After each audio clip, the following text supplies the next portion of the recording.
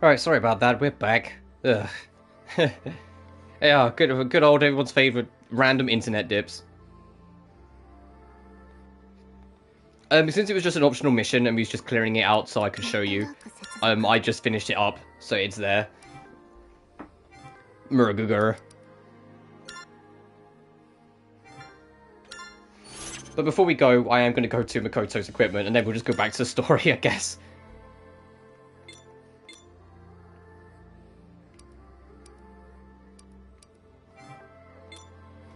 164, 117, 163, 155.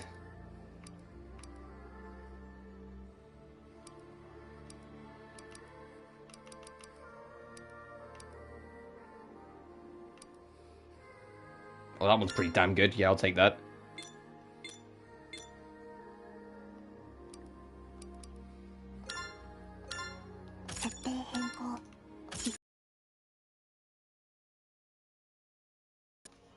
Yeah. It just completely cut flat. Like, it didn't... Oh.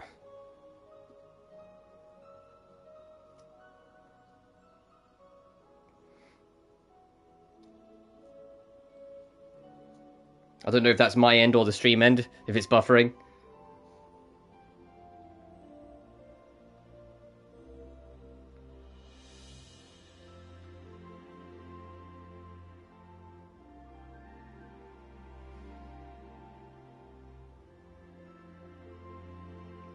Are we good? I had buffering on my end, but I don't know if that was my end or the stream end.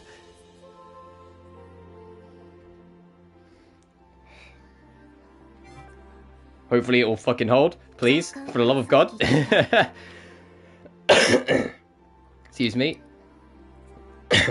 You know, just in case it does drop, I'm going to do an optional mission again. The one the optional mission they added in a free patch, I will do. Which is this one, 18101. You're good, okay. Just in case. This one they added in a free patch that dropped the other day. So I'm kind of curious about it. I'll take Army with me. Because I'm curious, like, why this one got dropped in a patch, what's significant about it. Cardinals? Oh, you're actually saying more than just shop. There are 8 of them. Together, they seek to unite all stray cherubim and destroy the Die X Meowchina. On top of that, each of them is a demi-cherub with specialized idea code. The one they call the Cardinal Bishop even has their restraints and limitations remeowed. That sounds rather dangerous. Precisely. They're a hairy bunch, that's why I have a favour to ask. If you happen to pawn any Cardinals, I want you to stop them. That means beat them up. Do that, and I'll be sure to remunerate you. Feeling happy, let's get high. They're 2 fantastic phrases to put next to each other. Much appreciated. Let's cut and have a deal another time.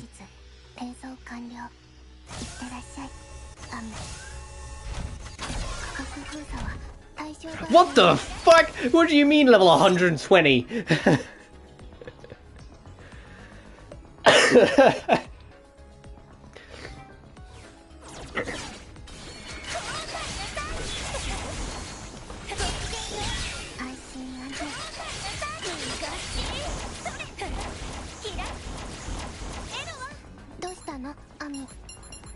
me the fuck out of here.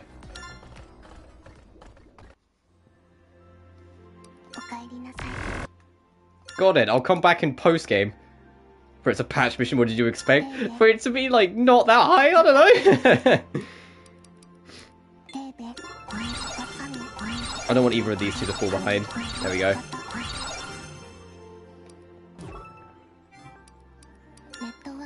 Does it save that? It does. Recommended level 120 to 123. Fuck me. Jesus Christ. I wonder what some of the loot is you can get for doing that then. Is anybody? Oh, the Kafka video of like singing, like spinning in a circle to that one Mario theme. Yeah, I did. If you can imagine, I didn't watch all of it, but yeah, I did see it. Oh, we're gonna get all the yeah, all the things for it.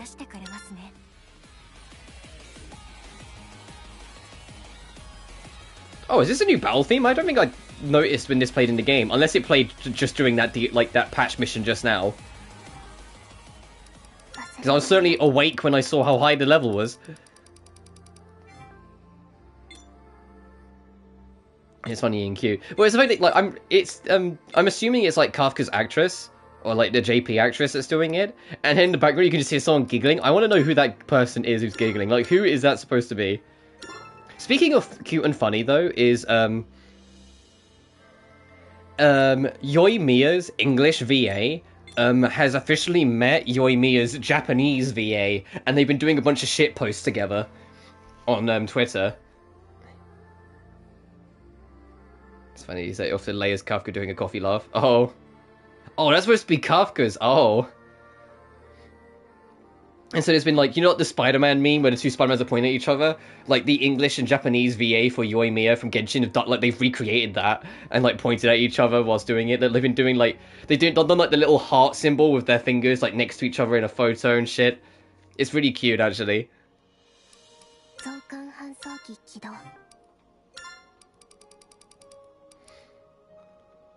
You know, let's do one that hopefully I am an appropriate level for. What? Do I have the code for NOH? I do, 612. In English, right? Yeah, only. With, like, Hoyoverse stuff. The only one I wouldn't would be Honkai Impact 3rd, because it doesn't have a dub. I'd play that in Japanese.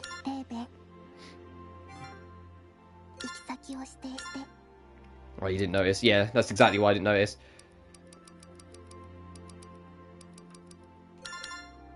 We're bringing Army along because she didn't really get a chance. She didn't really get a chance. We got fucking eaten alive. Well, technically you are playing in dub as well, because if you was playing just subs and like in the original language, you'd be playing in Chinese. It's technically a Japanese dub. Oh, what? What the fuck happened? Those enemies were level 60. What the fuck happened? It says level 60, so what happened there? What happened?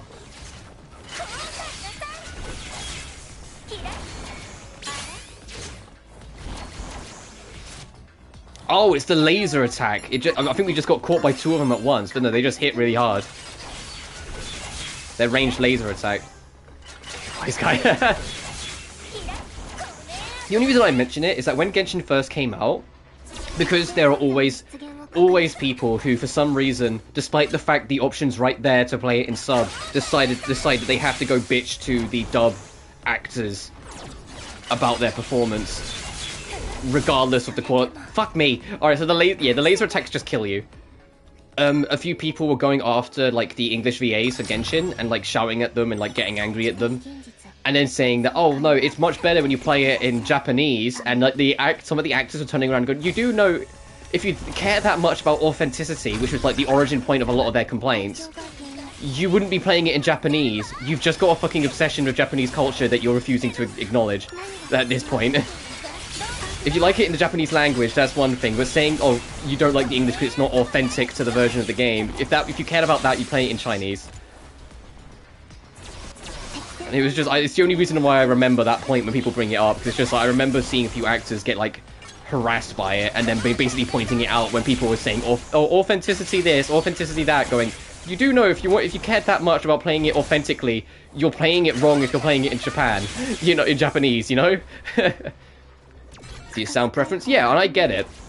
As someone who's learned little bits of Japanese here and there, it's also just for me familiarity. Like, if I'm listening it in a language that I don't recognize at all, I can find it a little, not alienating or, like, separating, because I can just take it for what it is. Like, you know, when Furina was singing in fucking French in Genshin, like, I still just kind of rent with it, even though I don't understand a word of French. But it's, if I have the choice, I'd rather it be a language I understand, and Japanese I kind of understand. It's why I sometimes can pick out when, like, there's problems in localizations here and there. Isn't very annoying. Yeah, I've heard that, like, the Chinese VAs for Genshin are pretty good as all in all. I've never actually listened to the Chinese, like, VA, like, at all, so I can't really speak on that. All of these enemies seem a little bit, like, absurd, despite their level. Are you noticing that? They've all got huge ranges, or like, laser beam attacks or shit. Existence vacuum. You know what I wish? And I can bring it up because there are games that have done it. I wish it did what BlazBlue did. Or at least BlazBlue is the first thing that comes to mind.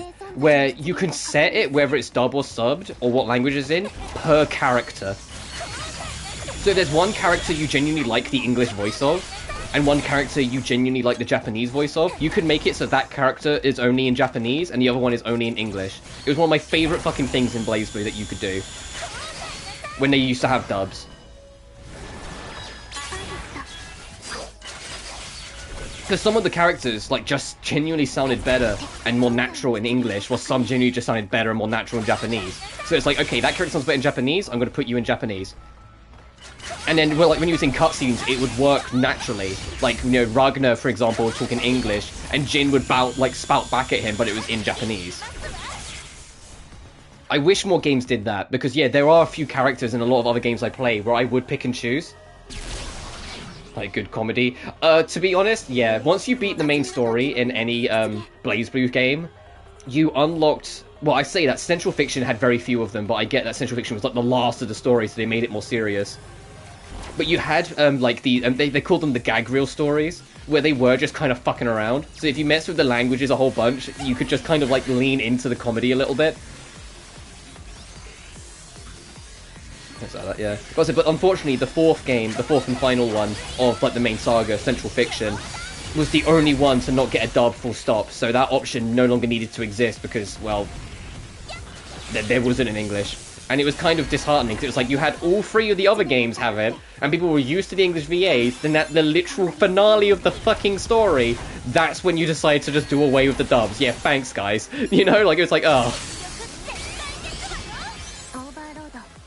And I remember even Patrick Sykes being kind of annoyed by it. Like, he didn't bitch too much because he just knows it's the nature of the industry. But he was like Ragnar was like his first like really fucking big deal role that he got. And so not being able to see Ragnar's story through to the end because there wasn't a dub for Central Fiction did kind of upset him. And I get it, if you've been with a character, because I think he'd been with Ragnar for like 9 years by that point. If you've been with a character for that long and then you're just told, oh no, you're not involved in the final chapter, you'd be like, what the fuck? Thankfully, he got his way back.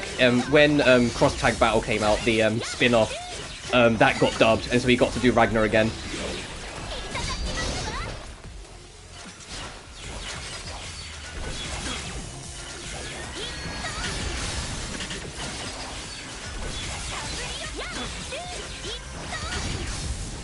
Oh shit! Get off the corner. Also, this thing's called HAL 9000. I just realised.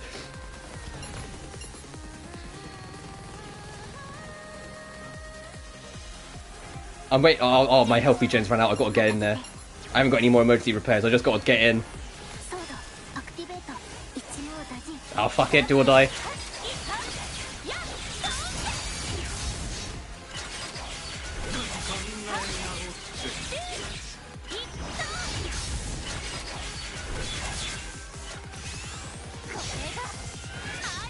Got you.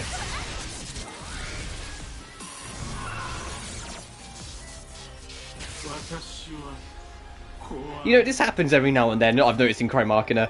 Like, sometimes I get into a rhythm and start kicking everything's ass, but then I forget that, like, every character in this game is basically glass cannons. Like, they all have really insane attacking skills and whatnot, but their defense doesn't exist. So, like, you get hit once, it's like, oh, most of my health is gone.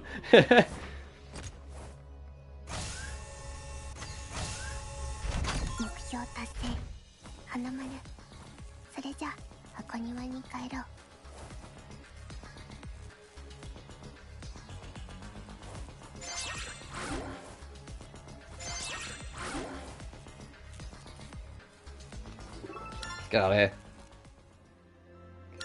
Alright, so the only one that I can't do right now is the bullshit one, so that's fine.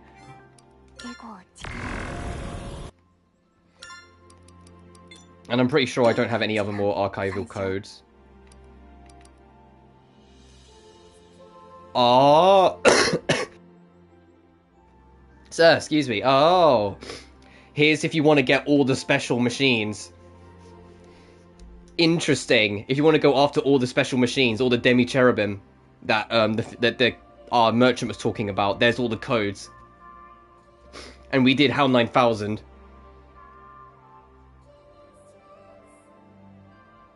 So we've got Wickus in 110.06, Kelvin in 110.12, 132.12 for Yorgus, 132.20 for Delos, fucking Raymond, a great name, for 156.12, 156.20 for Chang, 182.20 for Jamie, 122.30 for HAL 9000, 240.30 for Jigur, and 240.90 for Natalie. Some of these names are not like the others. Some of them are really fancy, and then there's Raymond and Natalie. Confidential warehouse discovery. Interesting. 27242. 27242.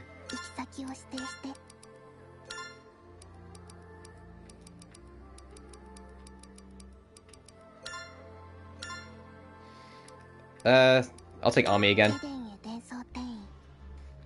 Curious what this warehouse is about.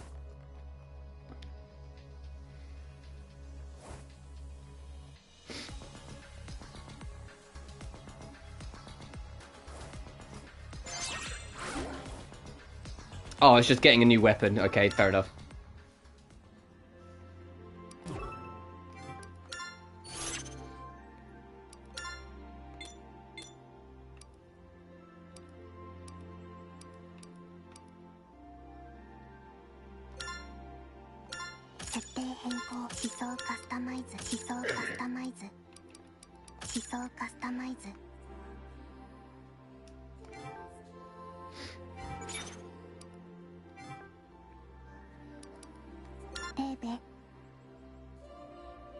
God, look how much experience points we have from just surviving this shit. I'm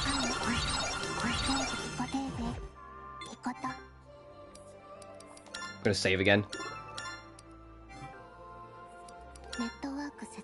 Alright, let's go. Oh, well, level 60. We're a little over leveled now. But if Mikoto is her warm-up, catch her up.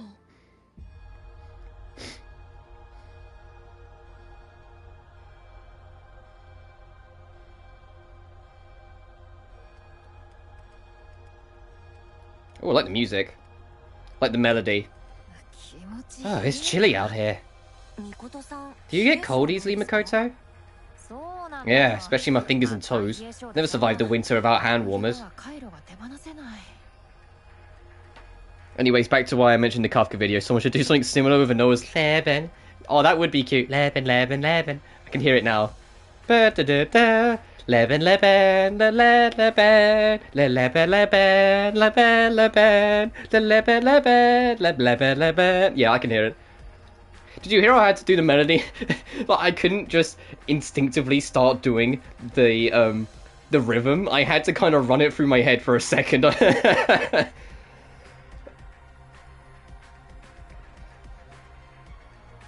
For real. Yeah, I have leather gloves because my fingertips get cold.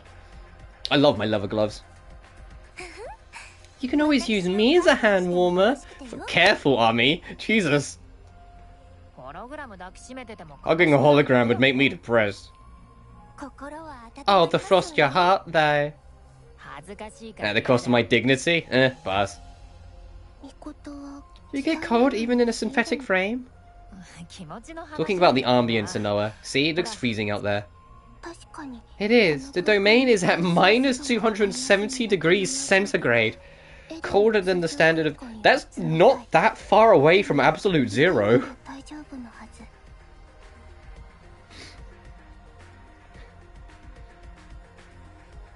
Right? Because absolute zero is like minus 300 something centigrade? I think. I'm not going crazy. I have to check now before I go mad.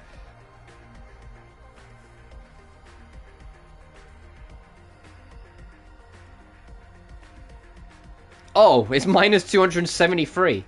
So it's literally nigh on absolute zero. This is like Pluto's temperature. It might as well be absolute zero. It's almost... Fuck me!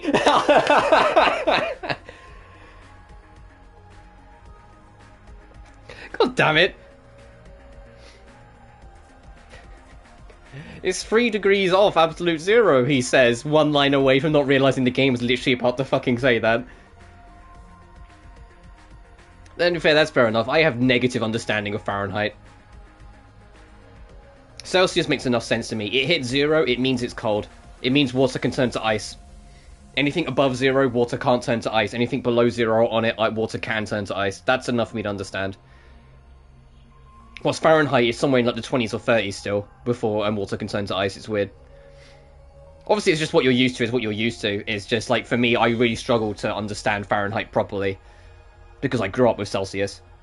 My mother, on the other hand, she'll go, it's like, oh, what's the temperature outside? She'll go, oh, like 72. And I'm like, what the fuck does that mean? Because I was like, why do you refer to it? Like, when it's like, you know, in spring or something. She'll go, oh, it's like 72 outside. I'm like, what the fuck does that mean? What is it in British?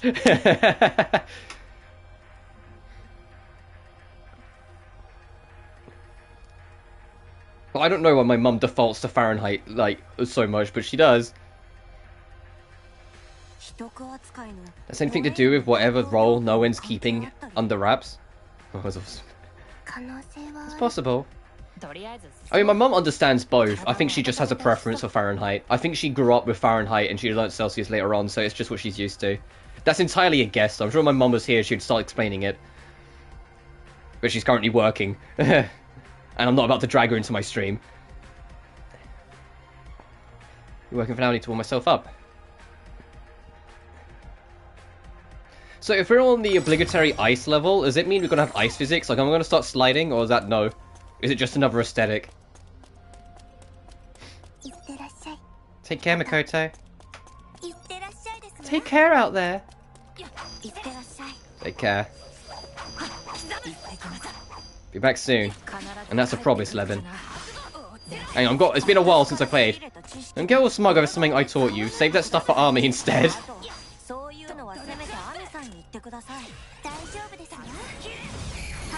Family actions speak louder than words. Doesn't her dodge kind of suck in comparison? Oh yeah, no, she doesn't, like...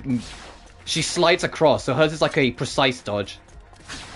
I kind of wish a character had a spot dodge. I mean, Army kind of does if you don't press any direction when you press the dodge button, but it's not the same. I want like a proper like spot dodge, where you don't move, but your character dodges like on their position.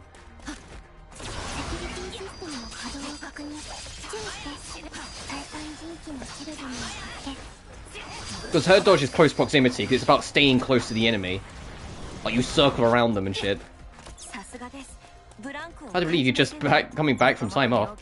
I used to have that... To be like that, I'd have to start fighting every time I woke up. Oh, that's rough.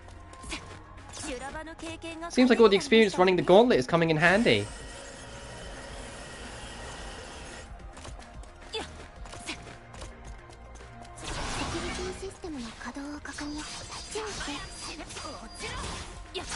Okay, maybe I'm a smidge over-leveled, like, from doing those optional missions.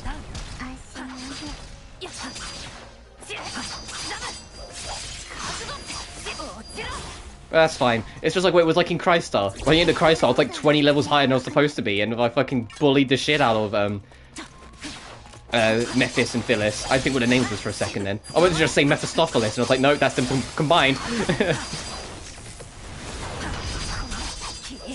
I know they're like super turbo dead and whatnot, but I'm kind of surprised there hasn't been any mention to them at all in this game.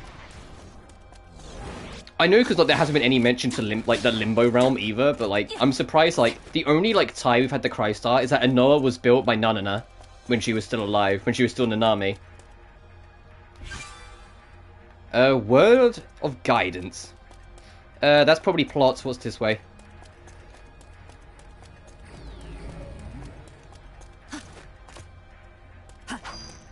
There's a yellow dot on the map, so I know there's something here. Do I have to shoot something? Oh, it's above me, I see. Oh shit, platforming. Oh shit, platforming. Oh no! Oh wait. Oh, can I just jump? Never mind. I'll be patient.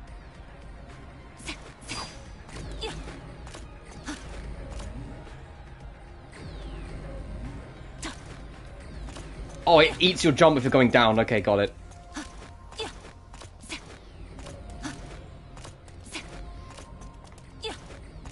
Because physics.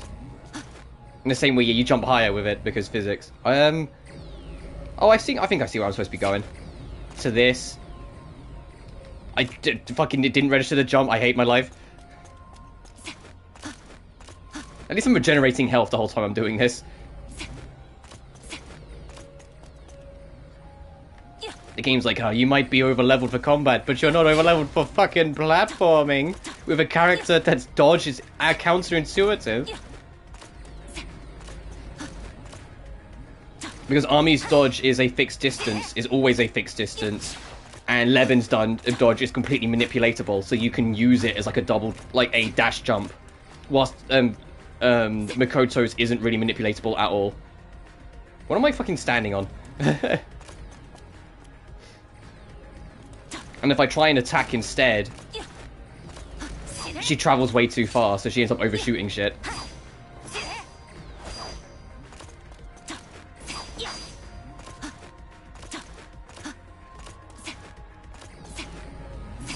It's annoying me that that platform doesn't go high enough. Alright. Or doesn't go low enough for me to just jump straight to it from there. I get it, they want you to go all the way around. I just gotta be patient.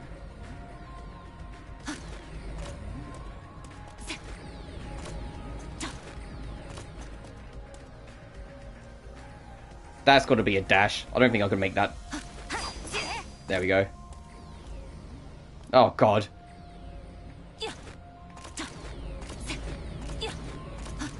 And an optional boss. Yay. No, not doing that. I'm taking my weapon and I'm leaving.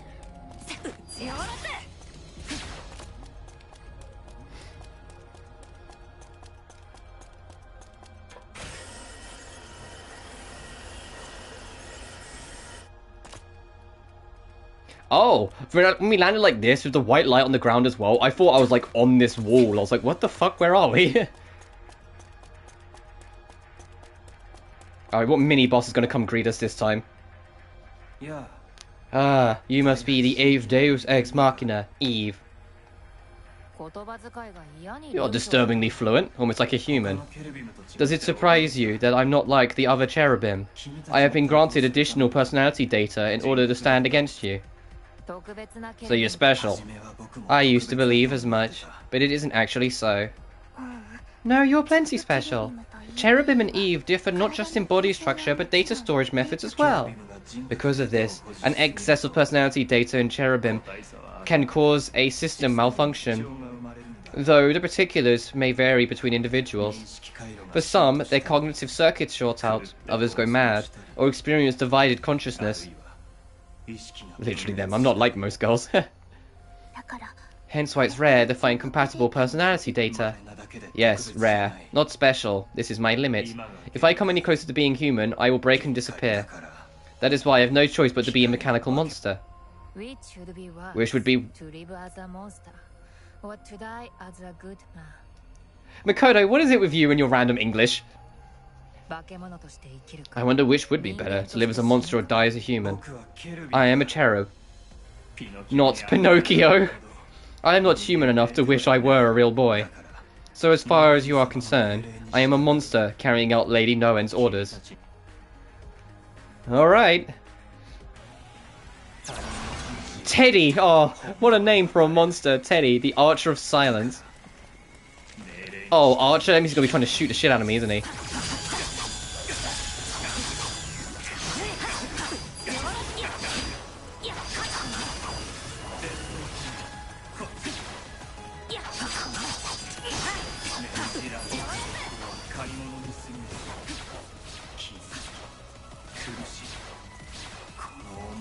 He's business a little, you might just be human, yeah.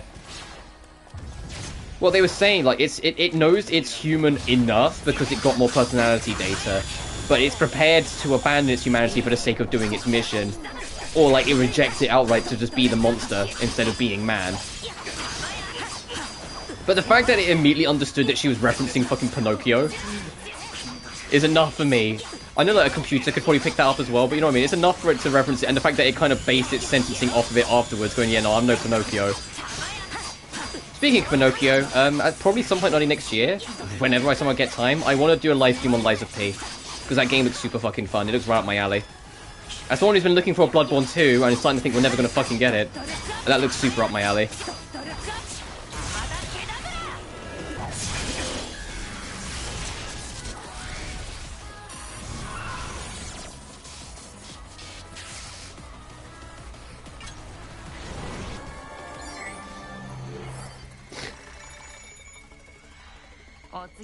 12 minutes. So that mission would have been like half the time if I just hadn't spent so much time getting stuck on the platforming.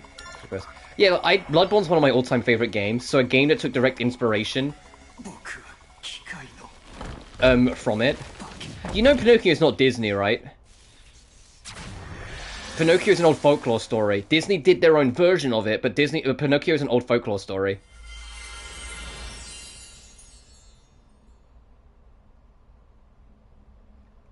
Which is why Lies of P I'm interested in it, because it's also another thing doing its own take. The version of Pinocchio Makoto was referencing wasn't the Disney one. She was referencing the original story.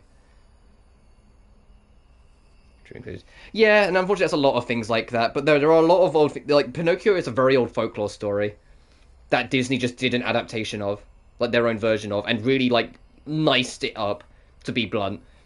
Little Mermaid is too. Little Mermaid is an old story, but Little Mermaid ends with her legs getting cut off. So obviously in the Disney version, they niced that up and made it not that the ending.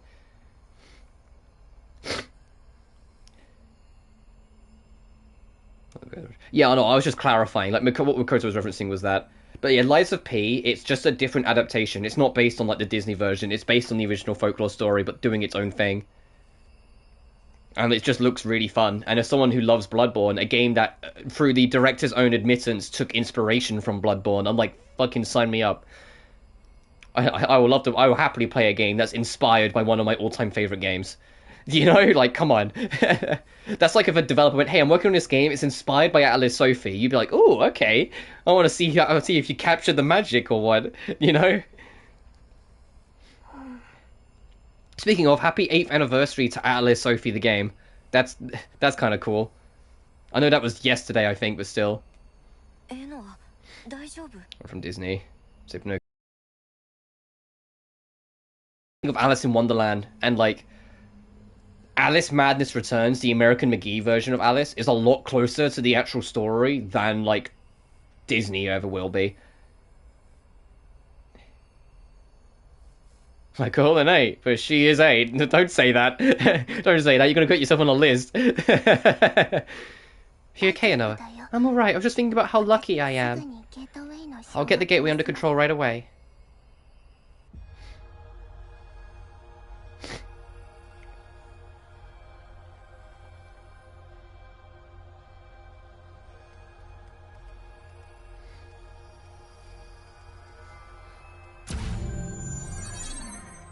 Oh, Wizard of Oz is another one. Wizard of Oz is an old folklore story that's, like, has a very different interpretation because of media, because of, like, the Wizard of Oz film, and, like, the musical of it. And Seb's, I employ my storytelling. Yeah.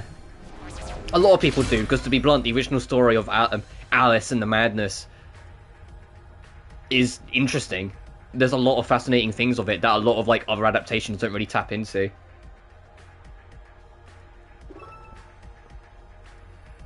Fans of the White House, yeah. You knew what I meant when I said that, though. Okay, I've modified the permissions. We can now access the new address.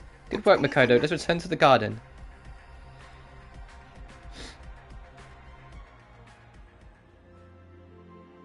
Oh, we're not round the desk like we usually are. I made it. Welcome back. It's a pleasure to see you mow down foes in your typical decisive fashion again. You don't have to make me sound like a killer cyborg. What else can I do? If I hesitate, I die. I admit the of pre, not 1812 version. I was really trying to compliment you. Welcome back, Makoto. I'm glad you're back safe, Makoto. How are you feeling? Soda-gun. I mean, in my humble opinion, I'm very much of the get rid of guns opinion. So I'm like, is that really a bad thing? There's other means of defending yourself. I have a crossbow. I mean, what? Which is not any better, but now I'm not like guns in video game. Yay, guns in real life. Nay, that's me. I get it's a complicated topic, so I'm not going to dive into it, especially in the US, but it's just, I'm good. Which is complicated. Yeah. But it doesn't help. It's not even a matter of, like, at least like, as an outsider perspective, it doesn't even come across as, like, just America being complicated. It comes across of America having too many states with their own governance.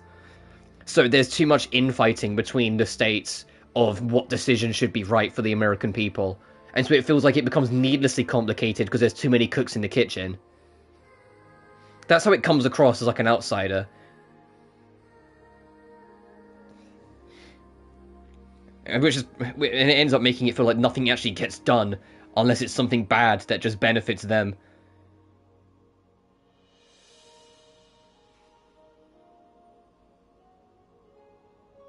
And that's not for me to criticize. I'm just saying, like, as an outsider, that's how it comes across. That there's just, like, too many state leaders, too many governing bodies, too many everything, so it starts to become, like, too many cooks in the kitchen. I won't even mind jumping right back into the fray. I'm happy to see you're so eager. I'll be the one heading to the checkpoint. You already decided while you were fighting. A new position. Leben should handle the central core, since she can counteract no one's authority. Oh, so is our whole chapter party decided for us? Makoto does the first level, Ami does the second, Leben does the third. I mean, I don't mind, but it's like the only thing I kind of miss from Crystar outside of Nanana, and like Sen and fuck, what was her name? Kokoro's relationship, is I kind of miss having all the party members together at once that you could swap between. I get them taking this different approach, but still. So, yeah. I know. Makes sense. Go ahead then, Army. Next one's all yours. Leave it to me.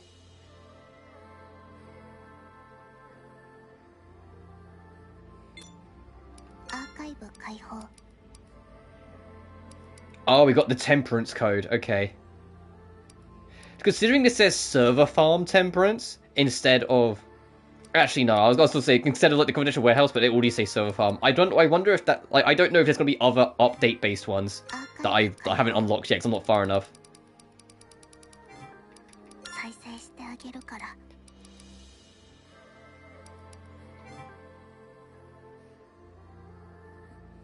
How do they go? Yeah, I hear you.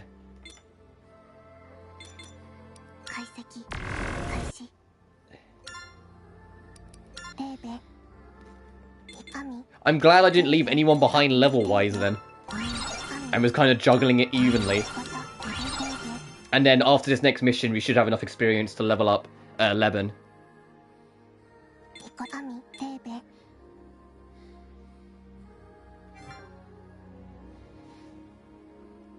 Do you know we were looking at the time? Forest from within the trees. Limit weapons as we wish, but until we heal this all the country. I'll fix the gun issue. I think, that, like, as an outsider, it just feels like how much more time can you give for that to happen when there's always another incident in the news surrounding gun violence, you know? Because we, like... I've mentioned it before, like, many a time ago, but anytime there's, like, a new incident with, like, gun violence in America, it's reported worldwide. So, like, everyone's aware that another fucking school's been shot up in the US somewhere, you know? Or, like, another hospital's been, like, attacked, or whatever. Like, to give examples, and it's like, how many times can this appear on the news before before it's like, something has to be done yesterday, instead of, oh, we need to discuss it first. You know, like, when does the point of discussion and talk about it end before something has to happen one way or another? Like, obviously I know it's not as simple as that, but you also know what I mean, but it's like, how long can it still be just a discussion point, and how long before something has to be done?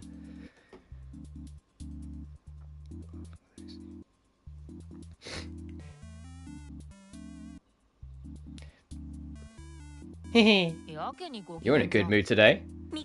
I'm just proud I finally get to show you what I'm made of, hence the giggling. Made of? I already know I can count on you. Ever since I started having rejection responses, I've only been relying on you, no? Meaning in crime. The thing is, like, you know, like, and obviously, like, Australia has a different mass of people, so, like, take what I'm about to say with a huge fucking grain of salt. But Australia is nearly as big as the US in terms of country size, and has a lot of cities and not the first world. The very first sign of gun trouble, they made guns illegal and stripped it away from everyone. and manually made sure that happened. And gun crime came down to near zero. It's only people who sneak in guns that can do that, can get up to shit. So when people like, although there are systems in place that could make it more awkward, and there's systems in place that can stop people just, like, bad people just getting guns freely. When people, like, when people, like, say, oh, there's only so much we can do, or, oh, we can't do anything really about it, there's too many people, I sit there and go, really? Really? Other than, like, absolute authority? Come on. You know, like... I don't know, like, that's easier said than done. I know that, I can't remember which state it is. I'm sure you'll know one, man, because, you know, you live in the US, so you probably just have better knowledge of your country than I do. But I know there's one state where it's, like, basically... not required, but expected required for you to basically have a gun on you at all times. So it ends up kind of becoming a deterrence of any crime, because you know everyone's packing heat, so you're not going to do something because someone will shoot you.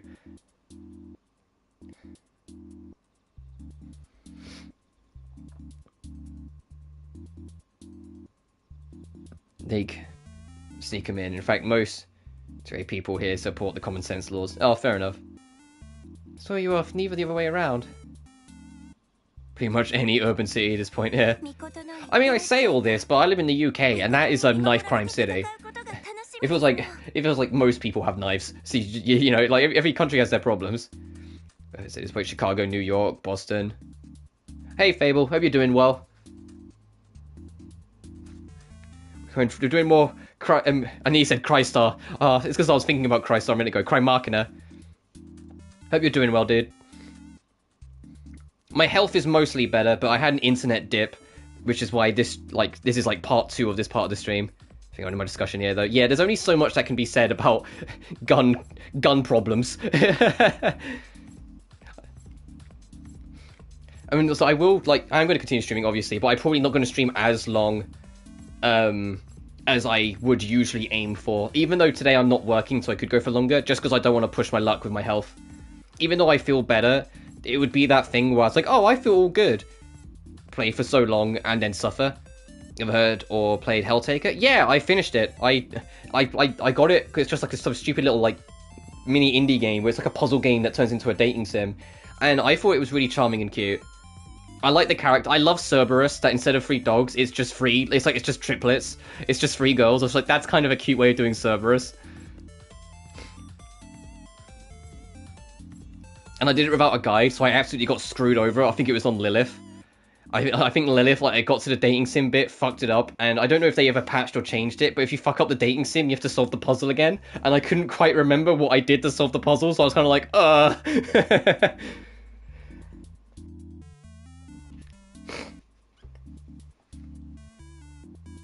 Yeah, fair enough, one man, I appreciate it. But now I'll be the one fighting while you're watching. I can't wait to hear you tell me to take care for once. Just don't get so pumped up that you end up demolishing Eden. I would never! Fine, I take it back, but real talk, try not to be reckless. Don't worry, even if something happens, I know you'll come to my rescue. Yeah, what else is family for? Cares for Lucy is the big bad CEO. You know what I'm looking forward to, and I hope like it becomes more fully realized? That the Helltaker dev was in talks with like a fighting game indie company, and he was saying that he was entirely up for the idea, but it depends how talks go and whatnot, of doing a fighting game with like all the Helltaker girls, and I was just like, yes. I was just like, yes. I will absolutely play a fighting game filled to the brim with horny devil women.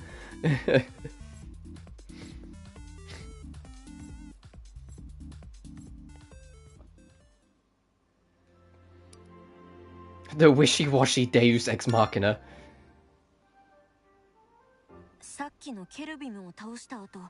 Many main judgment for sure then. You know, no, I think I'd go with Cerberus, because I generally find the triplets really charming. If they make all 3 of them work as a functioning character somehow, like, despite the fact there's 3 of them, that would be brilliant.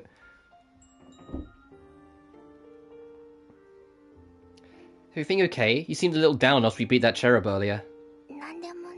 I'm fine. And Noah, didn't you promise to be more honest? Or do you plan on being the same wishy-washy Deus Ex Machina forever?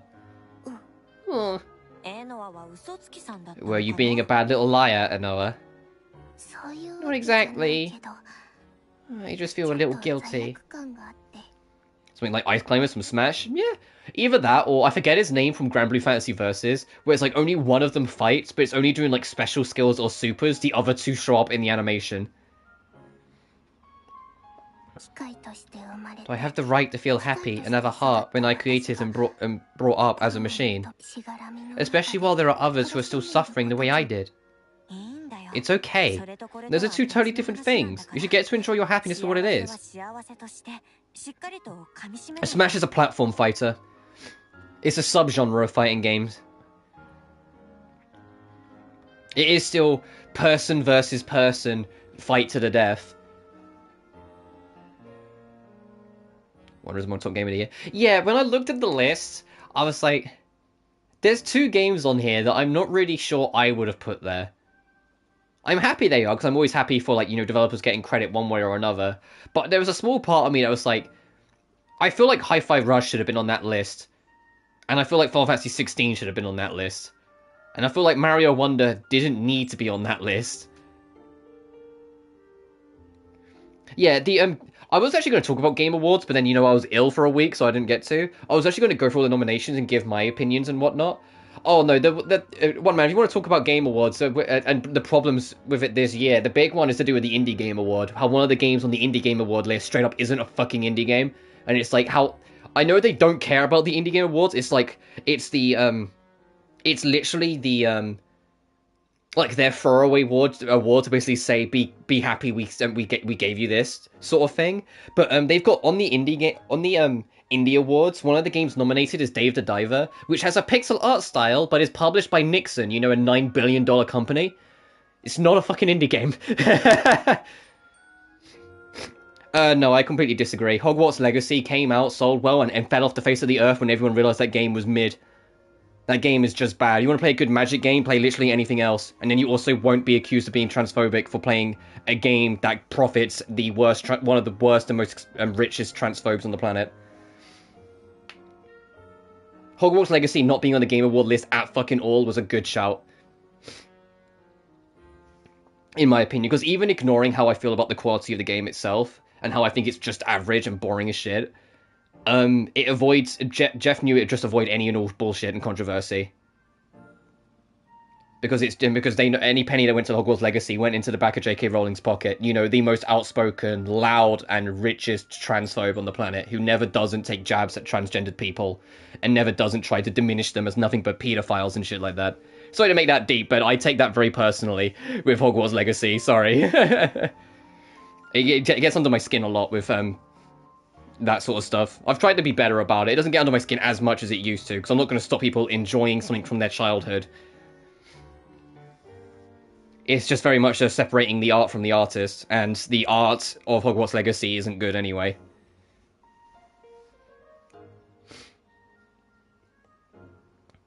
Oh yeah, and Octopath Traveler 2 is not on Best Soundtrack Award, which I just like, what's coming on? Come on here. Why is it the third year in a row? The soundtrack that broke, like, Steam download records and Spotify records is the one soundtrack that doesn't show up.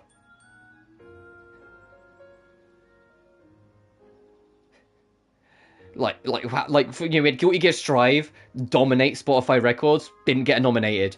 We had Sonic Frontiers break Spotify records, didn't get nominated. We have now this year Octopath Traveler 2 break Spotify records, didn't get nominated. What's going on here? How does this keep happening?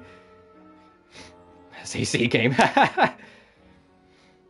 And I found out some Genshin players get their accounts banned installing it on Steam Deck as well as Star Rail. There goes my substitute for Switch port. Yeah, I guess it's because the Steam Deck just isn't, like, hasn't been made compatible yet. And because it hasn't been made compatible to, like, the servers, it just feels like an incompatible device trying to access it. So that's probably why it responds that way. So I know there was a few games that did that when the Steam Deck first came out, so it probably just hasn't been made compatible for it yet. Give it time. They'll probably announce something eventually. Excuse me. But yeah, the Game Award nominees, is Alan Wake 2, it was Resident Evil 4 Remake, Zelda Tears of the Kingdom, Mario Wonder, what else? There was something else. They did. They've made 2 in a row. Frontiers was fantastic, and the only problem I had with Superstars is I thought the bosses were just okay. Frontiers is one of the best Sonic games I've played in like 15 years. I love that game. And it got a year's worth of free content updates. Okay, RE4 Remake. I'll get to RE4 Remake eventually. What was that last game of the... I gotta look now, 1 second.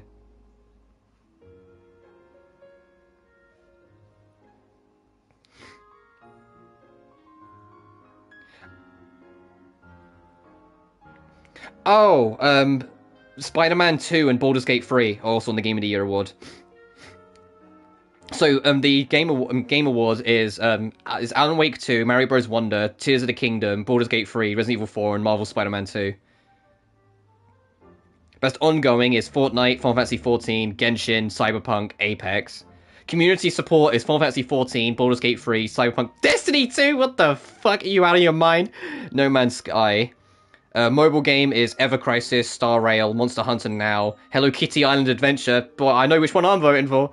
And Terra Nil. Best adaptation is Twisted Metal, Gran Turismo, Castlevania Nocturne, Mario Bros. Movie, and The Last of Us. Anticipated game, I don't know why they do a reward for most anticipated game, but whatever, is Star Wars Outlaws, Final Fantasy VII Rebirth, Tekken 8, Like a Dragon Infinite Wealth, and Hades 2. And the list keeps on going on. There's like 30 different awards, so I'm not going to read them all now.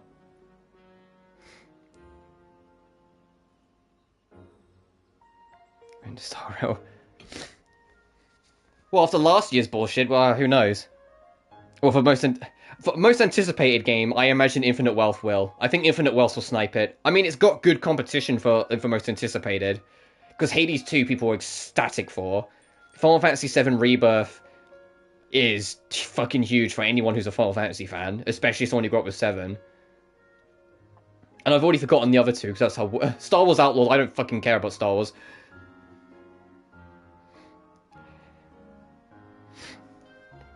It's not that Game Awards hate turn-based games, it's the board.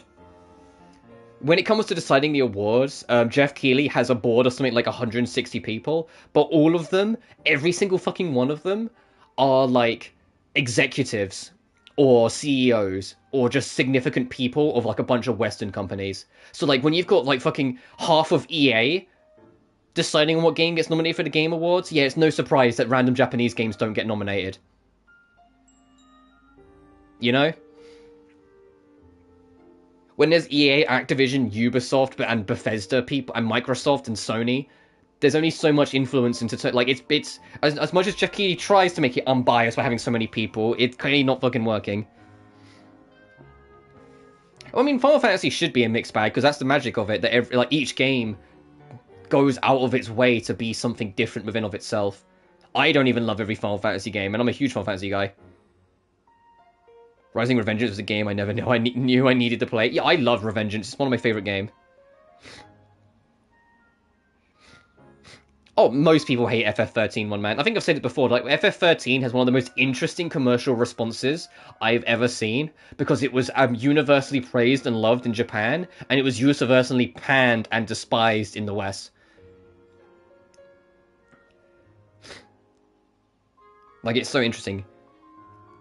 But, like, and oppositely, like... But I like 13 for what it is. I have problems with it. I have a lot of fucking problems with it, but I enjoy it for what it is. And I think 13-2 completely turns it around and makes it phenomenal. 7 Remake is one of my favourite Final Fantasies, hands down, so it is what it is. 16's fantastic. The problem is the last act of the game gets very slow and repetitive. 15 I have a huge soft spot for. I love 15. Making the mother of all omelets here, Jack. Can't fret over every egg. Yeah. 14 is a W for me. Fair enough. As at some point next year, excluding 7 Rebirth, because that's a shoo-in, I'm gonna play that obviously when it comes out. The Final Fantasies I want to stream, because I want to try and do more of them. I want to do 6 and I want to do 12. Pertaining to Persona 5 Tactica yet. I've only seen one meme of Persona 5 Tactica. When you go into the options settings, when you go to voice, and like scroll to settings, to test the volume, it's one of the characters at random saying the game's name. So it'll go Persona 5 Tactica, Persona 5 Tactica, Persona 5 Tactica. But if you keep on tapping left and right, like on like the volume slider, they interrupt it for the next voice, that they'll cut it out. So you just get persona, persona, and so someone made a meme just going persona 5, persona 5, persona 5, persona 5, persona, and then it cuts to a guy throwing out every single fucking spin-off that Atlas have done for Persona 5.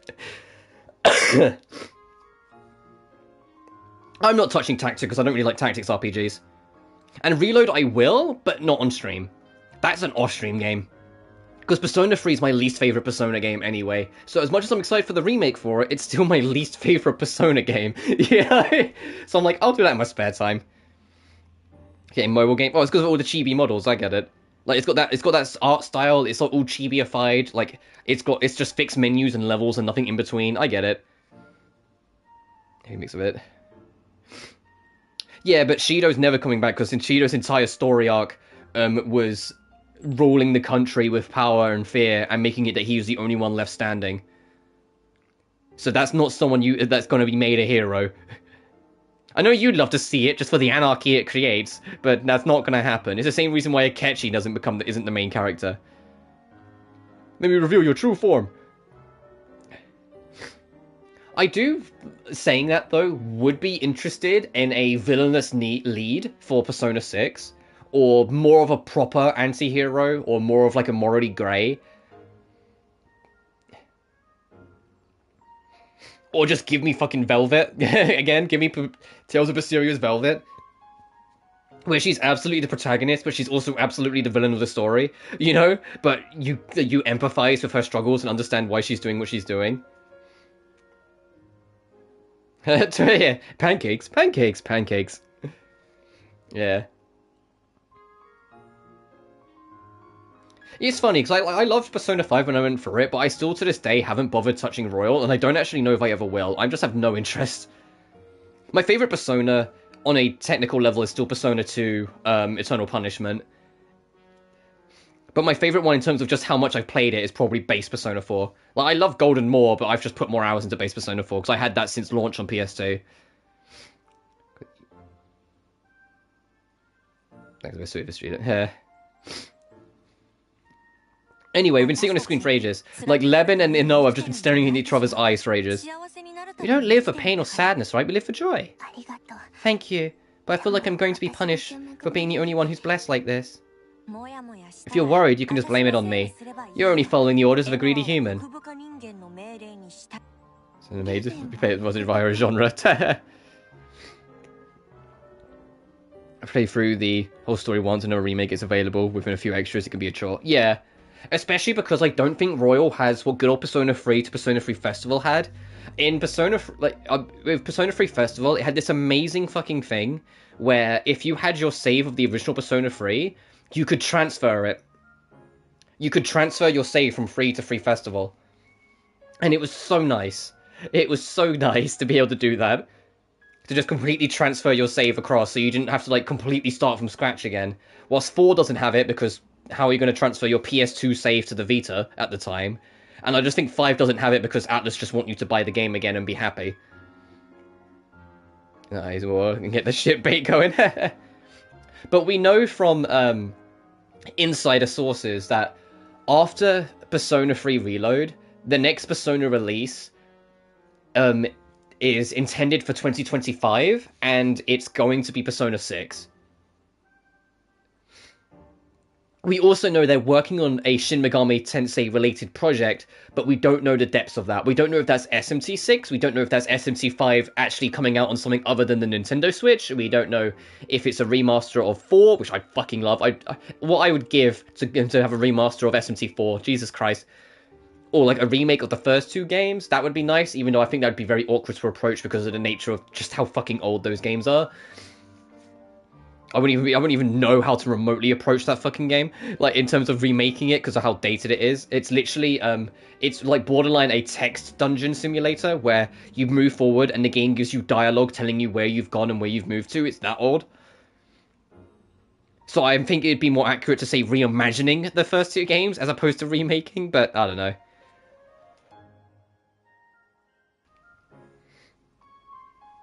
And it's also been rumoured for forever that they're on talking terms with Arc System Works to make a video game. We don't know if that's a new Persona Arena, although I'd love that, but they're in talks with Arc to do something.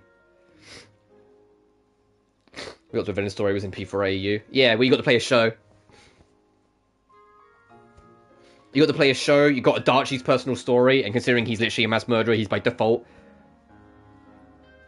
But that was brilliant, because even ignoring like the gameplay mechanics and how they integrate it into the story being really natural, I'm super biased because Adachi is straight up my favorite villain in the franchise.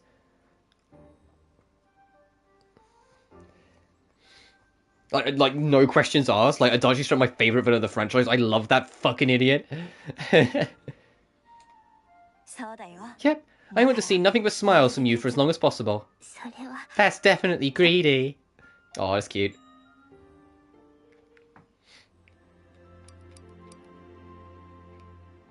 It says Sho. Yeah, Sho...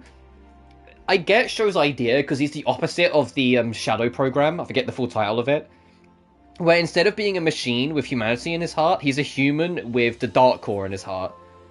Because it's usually like Dark Cores program the machines, and then they like put a human heart with it to make it match, whilst he's the other way around. So I get it on that design, but Sho, human form Sho, annoyed the shit out of me, which is so annoying because like Minazaki, as in like the demon mode, was my main in P4AU. I was a Minazaki main, and I loved that fucker. And I also loved it because he tried to be super serious all the time, but some of his battle quotes, you...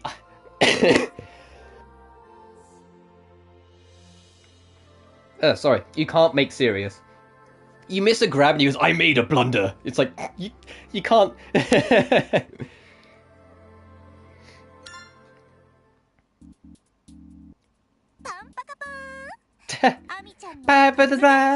It's time for Army's Pop Quiz Corner. Here's a question for you, all of you. What is your ideal day off? Writing. Just being left alone in my own corner and just writing away on my books. That's my ideal day off. Spend the whole thing at a multiplex and binging flicks back to back to back. If all you want is a theatre, we can recreate one here. Sure, but it'd be worth squat without actual movies. What would we even watch? Our archives don't contain any film footage, so the only things we'd be able to project is our memories together. Oh, hard pass. You don't want to watch their home movies up on a big screen. Talk about embarrassing. Oh, now imagine watching your most heroic scenes in full motion picture glory. Now that'd be a show to remember. Yeah, I'd like to see some past memories between you two. Alright, enough about that. What's your ideal day off, Army? Professional hobbies are integrated into my work ethic. I already play games without streaming. Yeah, fair enough. I suppose to me it'd be a family outing. One with the three of you, needless to say. I want us to make oodles of fun-filled memories together. You don't want to make, fair enough. After everything is settled, we can go anywhere we please in Eden or the restored virtual world. Just the thought of our joyous future has my chest doing flips. Let's just keep it away from the hustle and bustle, please. Now it's your turn to answer, Leben. Let's see. I'm good with anything as long as it's quiet enough for me to take my time resting and relaxing. You sound like a washed out working stiff. What can I say? Mentally, I'm middle-aged. I am screenshotting that, and I am keeping that in my quote book to throw at people when people ask why I'm tired all the time.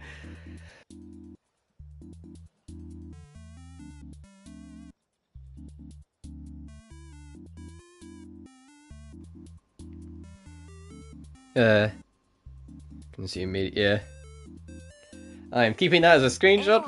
What's an ideal day off for you, Inoa? If such an opportunity ever arrives, it'll mean my mission has been fulfilled. So just having a break and in of itself may be ideal for me.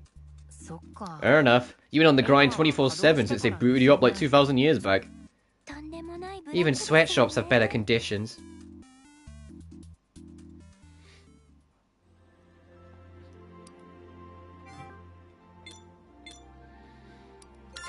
Oh, what have we picked up? Oh, we picked up Teddy. Oh, I learned I don't actually need to, when I can click on it, max all these out for a trophy like I did in Crystar. I'll max out a few of them because I am kind of curious about some of the character stories and whatnot, and I just kind of want to rematch Lily because she was a fun boss fight. But you don't actually need to do it for the platinum. This game's platinum list is actually way easier than Crystar. It's like the easiest for Ryu game so far. And that's not saying much, because Caligula Effect 1's platinum list was pretty easy. The only trophy that was kind of annoying was doing 100 personal quests, because that just took a while.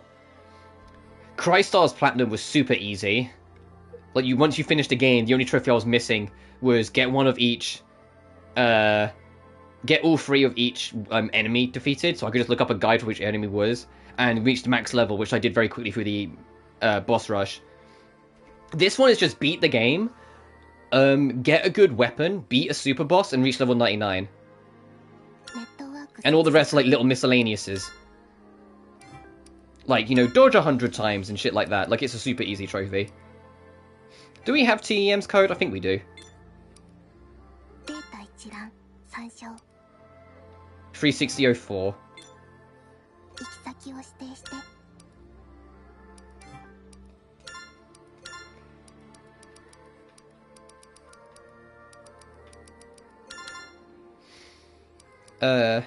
Army can go. See what this one's about. And see if I'm gonna get murked and not in one hit again like that last one.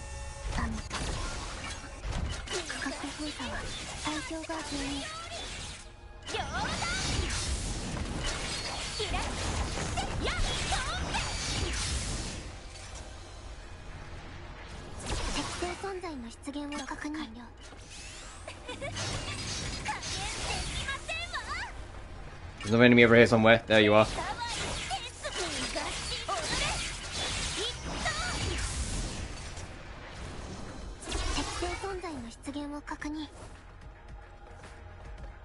Oh, there's still more. Whoops. I was getting ready to leave.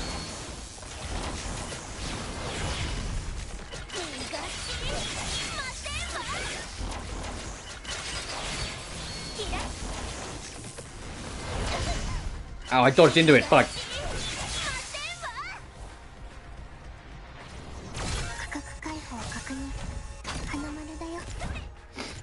Excuse me. And my nose is starting to get a little runny.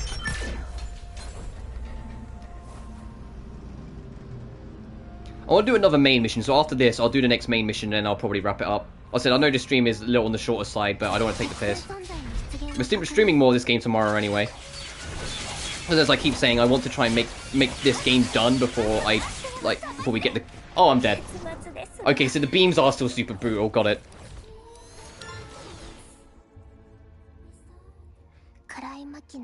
Oh, it keeps you back to the fucking title screen? Oh.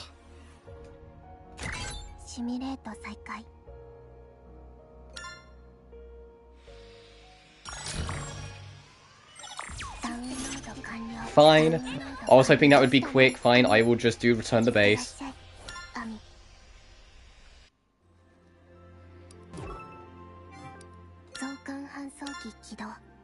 We got that there, I can work on it later.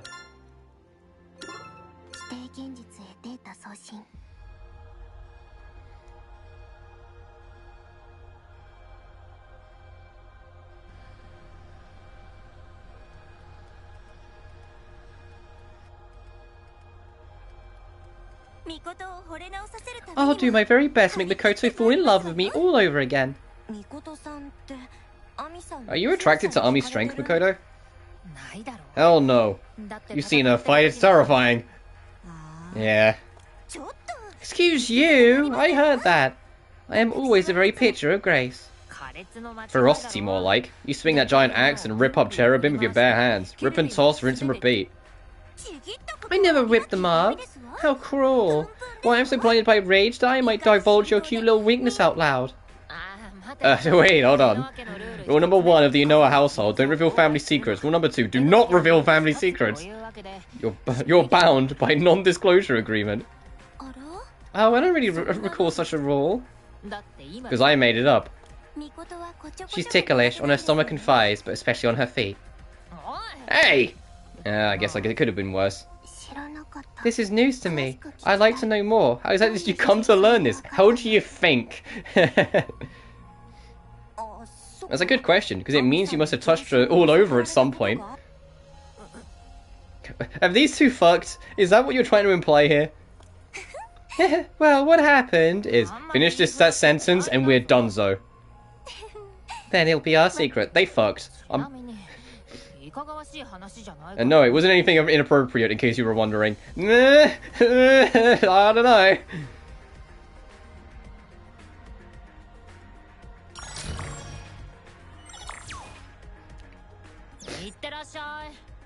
Why does she sound so annoyed? Take care.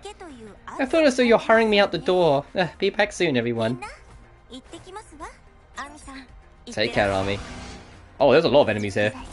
Take care, you and Mikoto always get along so well. A gold star for each of you. Of course.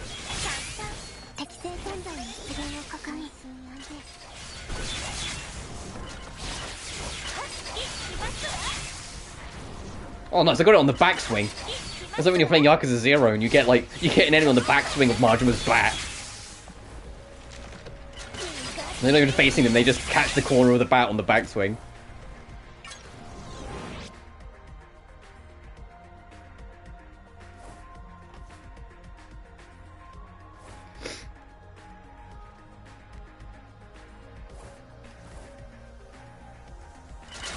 Whoops. Missed the button.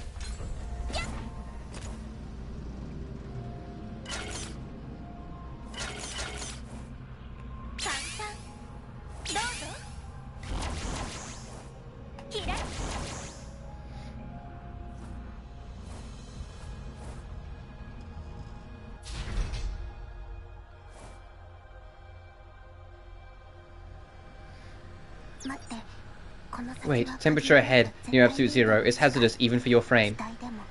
How hazardous? Oh, it won't let me. Everything else may begin emotionally for journalists. There's a system nearby, so try and destroy where it's located. Locate the cooling system and destroy it.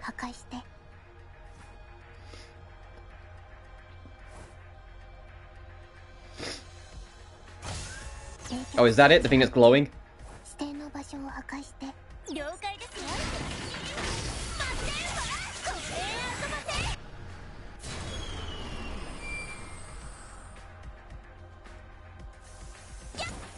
You know, I think it's broken. Reverse draft in the coolant. You need to escape from this room. Oh, what a catastrophe!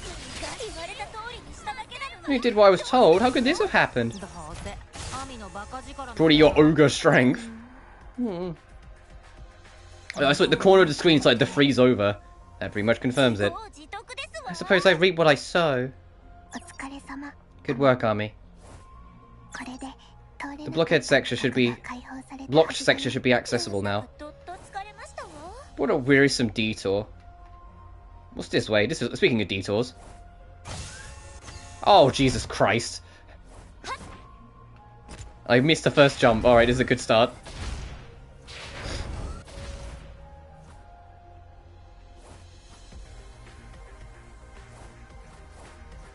Whoa, what the fuck? Oh, does touching the laser make the box flip? Yeah, it does. Okay.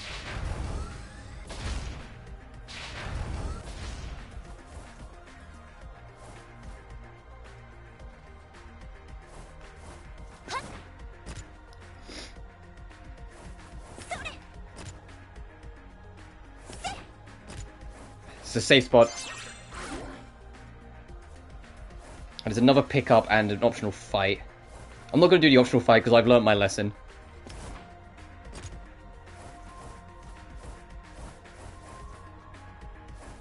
Oh, where's this going?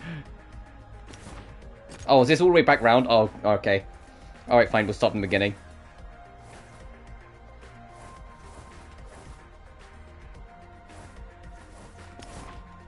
Shit! I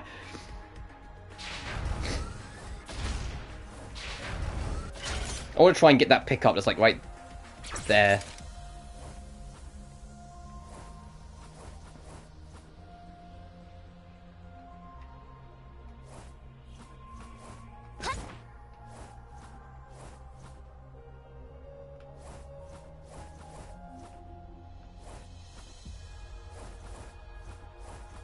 No! Fuck! There's so much to try and pay attention to. It's like I'm going back third mixed in with protocol. And here I am trying to do this entirely optional part of the platforming challenge. The platforming challenge seems to have gotten meaner and meaner as the game's gone on. Like, at first, I just kind of gave them a passing look, and I was like, oh, we'll be fine. And now they're real mean as shit. Some of these are so cruel.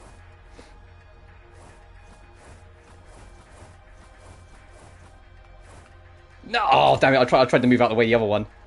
Alright, I don't need to move out the way of that one. That one's a bait. If I was wearing one of the alternate costumes, I'd be able to see Army's feet better. So I'd be able to see her positioning for the platforming a little easier. According to the Oratrice Mécanique d'Analyse Cardinal. I only know how to pronounce it because of that goddamn TikTok. Oh, I still reacted late, god damn it.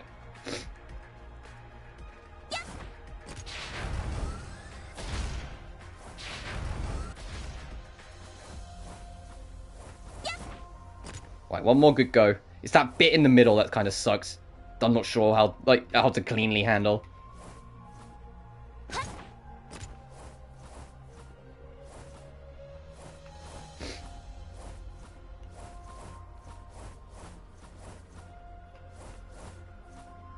There we go. Are we done? Of course not. Where are we going?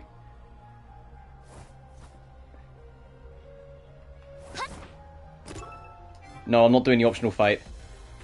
Are you a Bleach fan? No. I never sat down to watch it. Or like the super like iconic anime, so to speak, like Bleach, One Piece, and Dragon Ball. I haven't watched. I know of, but I haven't watched.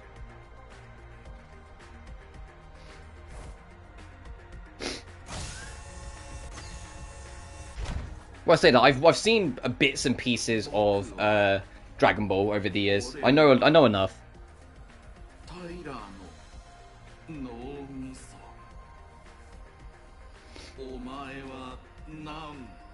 So you were the chosen one. Well, one man seems to be a Bleach fan, so there you go. We are Tyler's brain. What are you? Oh me, oh my, this cherub is clearly not in the right mind. Not in the right mind? We are mad? No, it's the world that's mad. That's what they all say. Everyone sucks but me. Yeah, you keep telling yourself that. Too loud, shut up. I can feel our heads splitting. My our ears are ringing. He's on real character. Can't even keep his pronouns straight. His sense of self must be starting to split due to an overdose of personality data. But even machines can have dual personalities. Ah, so annoying! I'm gonna shut you up myself! Things will become much more quiet for you if I rip your head off and toss it aside. What'd I tell ya? The picture of ferocity. Basic as fuck, but... Aizen is like my favourite villain ever. Oh, fair. Alright, here I go. Can't afford to do anything shameful with Makoto watching. But that voice acting though. Yeah, this robot was screaming his lungs out. Alright, let's go beat it up. The spearhead of silence. Yeah, silence is the word I would use to describe this thing.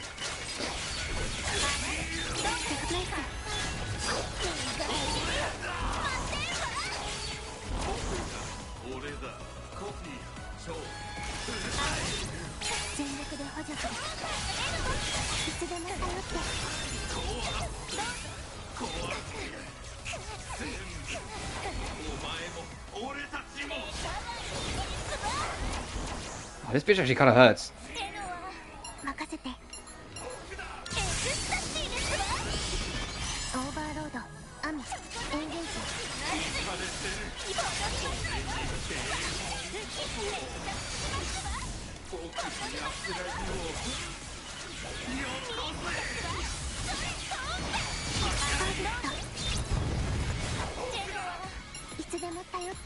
So I'm not really looking at chat and trying not to die.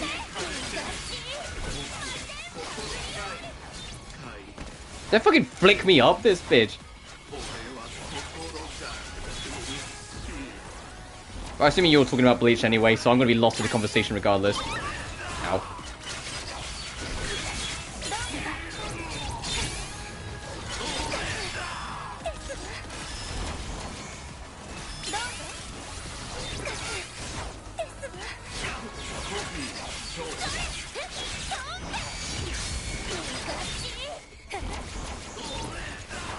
bitch.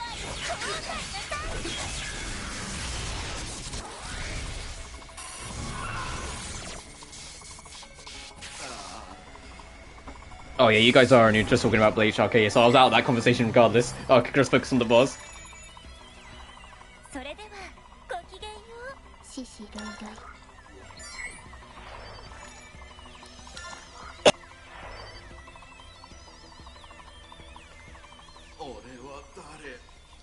Who am I? Nobody else can answer that for you.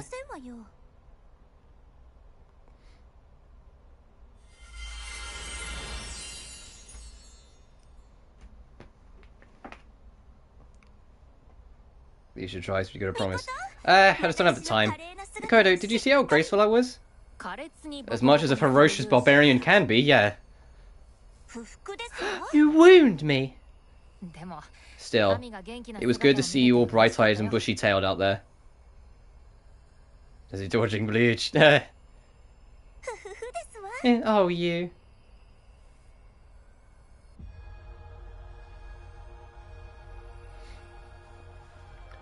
The only time I actually watched anything even remotely resulting to Bleach was when I was in secondary school. We had an anime club, and they put on like one of the Bleach films one time when I was there.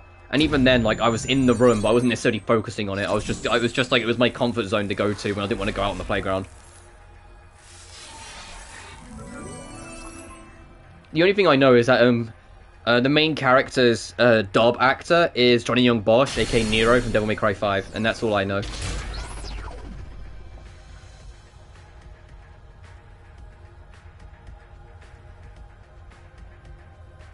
AOT? I tried to get into AOT. I really did. I watched season 1 at the time, and I thought it was alright, but once I was done with it, I was kind of done with it, and I haven't come back for any of the later seasons. Access obtained. Now we can enter the central core and reach Noen. Good job, Ami. You were very ferocious. I said graceful!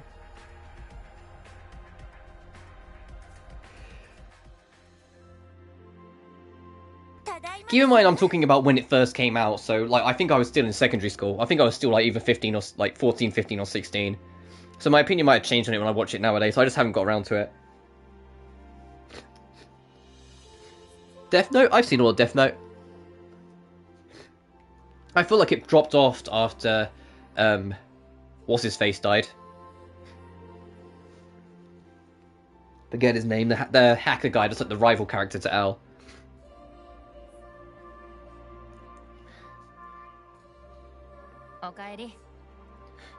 Welcome back. Ah, now that hits the spot. Mikoto's post-battle greetings never fail to warm me up from head to toe. What a mighty after-work drink. Welcome back, Ami. Welcome back.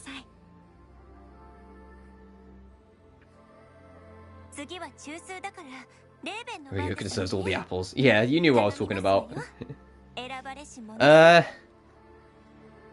When I was growing up, as much as I like Pokemon as much as the next guy, my go-to was Yu-Gi-Oh! Because I was super into the Yu-Gi-Oh! Scene. So, like, I've seen every Yu-Gi-Oh! Episode. I've seen most GX episodes. I watched a few 5Ds episodes, but I realized that 5D wasn't really for me. And then didn't really bother with all the ones that came after, like Zexal or whatever it was.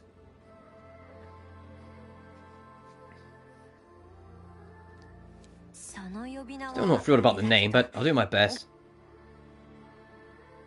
Screw the rules, I got money. Yugi! I challenge you to a card game. Ah, take that, Kaiba. What? How did you do that? Because I cheat, I mean Heart of the Cards. But that card doesn't even exist, Yugi. How? Tell me. See, I secretly know Pegasus. That Pegasus. And he makes cards in canon. I had him make me a card that just says, fuck the blue-eyed white dragon, and now I've played it. What? No! Gonna stay in the start. Really good Kaiba. I spent way too long. Oh, Yugi boy. Yeah, I spent way too long in secondary school because I had a dragon deck. I had a genuine dragon deck. I would dress up as Kaiba when I'd go to matches with my friends. I'd put on like a white coat, comb my hair back, and for the entire thing, I'd commit to the bit and just do my Kaiba voice. And what doesn't help is that my voice is still slightly off because I'm unwell. But like when I was like proper into it and do it, like I would literally go like the entire session of playing Yu-Gi-Oh with my friends, only being Kaiba. Like I'd completely embrace it. But obviously because it's me doing the voice and it's my personality coming through, every now and then, like someone would pull a card I wasn't expecting, I'd go, "You son of a bitch! How dare you use Pot of Greed!"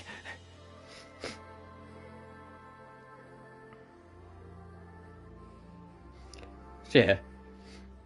But your limit is 3. After you can only have 3 of a card. Even classic Yu-Gi-Oh knew that. You know, back when there wasn't any rules and they kind of made it up as they went. Always played Fiends. Fair enough. I was a kid that was like, dragons are cool, so give me dragons. And I just built my deck from that. I sacrifice my 3 Blue Eyes White Dragons, using my Dragon Mirror, which allows me to make any fusions from my hand or on the field. No, from the field or the graveyard, sorry. Polyamorous is the one that's on your hand. Or anyway, I use my Dragon Mirror to make my 3 Blue Eyes White Dragons become Neo Blue Eyes Ultimate Dragon. And with my 5,000 attack and a whole goddamn paragraph of special statuses, I target you directly. Go Knee-Eye Dark Beam.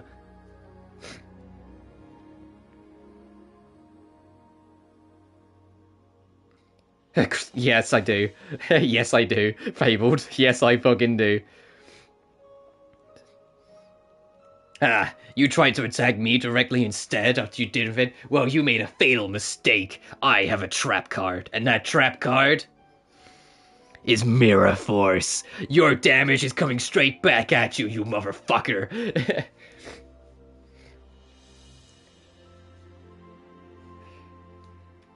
That's how I would be in Yu-Gi-Oh! That's how I would be.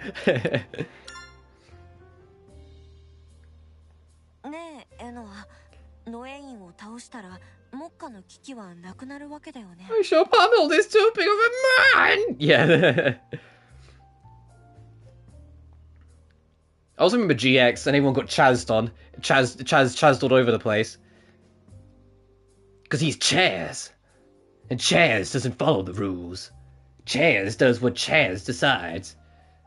Fucking love that idiot. I wanted to punch him in the face every time I saw him, but I loved him.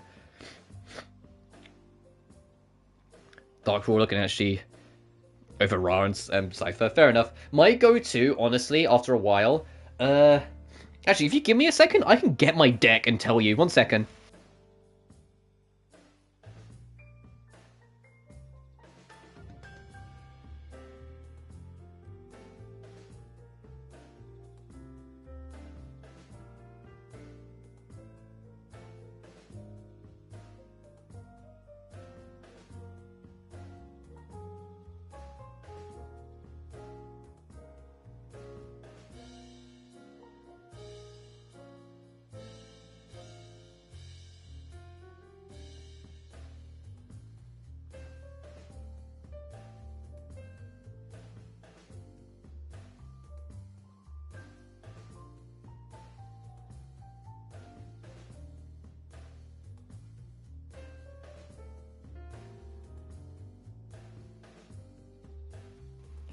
Right, my deck from the good old days. Keep in mind this deck is dated and so wouldn't work at all in today's meta because of Xyzs, because of Link decks, because of, I forget what the other one is. A lot of polymerization and shit.